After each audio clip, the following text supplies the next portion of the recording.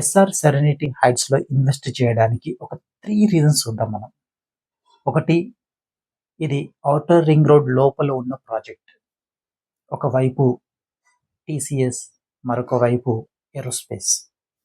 Second reason, Nadargul హైవేకి, MVSR engineering కాలేజీకి just 3 to 4 minutes దూరంలో ఉన్న ప్రాజెక్ట్ ఇది.